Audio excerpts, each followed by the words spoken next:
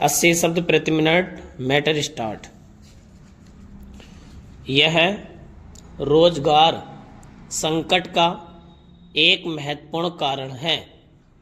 यद्यपि सरकार ने कई श्रम कानून और रोजगार योजनाएं लागू की हैं, किंतु उनका जमीनी कार्यान्वयन असमान और त्रुटिपूर्ण रहा है।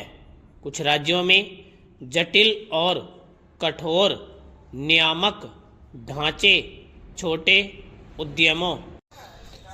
उद्यमों को औपचारिक स्वरूप अपनाने से हतोत्साहित करते हैं, जिससे उनके लिए अधिक श्रमिकों को नियुक्त करना कठिन हो जाता है।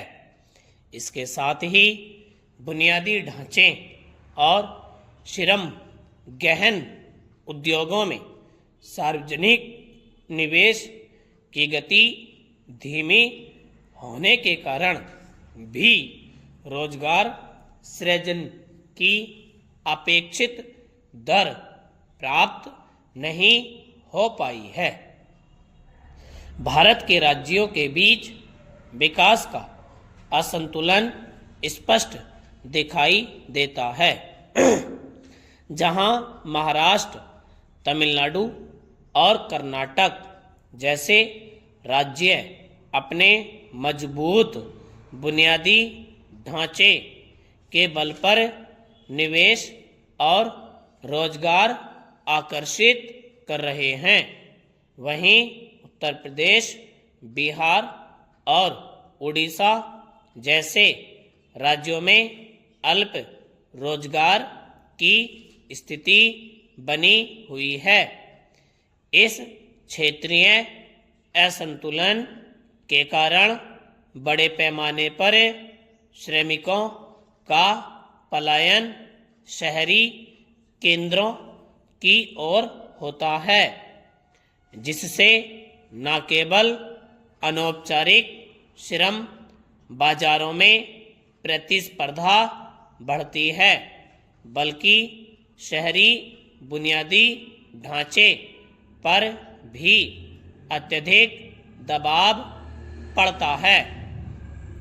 अपर्याप्त रोजगार के अवसर घरों की क्रय शक्ति को सीमित करते हैं, घरेलू खपत को दबाते हैं और समावेशी विकास को बाधित करते हैं।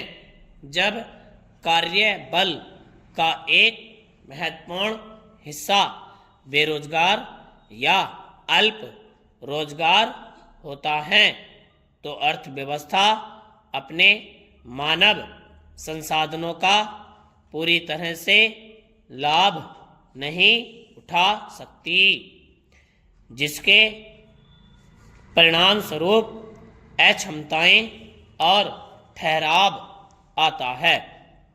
युवाओं के बीच उच्च बेरोजगारी उद्यमिता और नवाचार की क्षमता को भी कम करती है, जो दीर्घकालिक आर्थिक गतिशीलता के लिए महत्वपूर्ण है।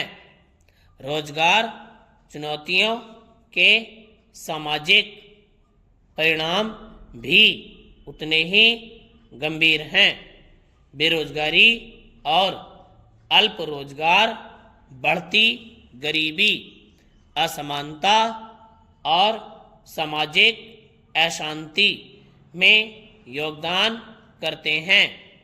ग्रामीण क्षेत्रों में नौकरी के अवसरों की कमी गरीबी के चक्र को बनाए रखती हैं और शहरों की ओर संकटपूर्ण प्रवास को प्रेरित करती है, जहां व्यक्तियों को प्रायः सुरक्षा या लाभ के बिना अनौपचारिक कम वेतन वाली नौकरियों में कार्य करने के लिए मजबूर किया जाता है।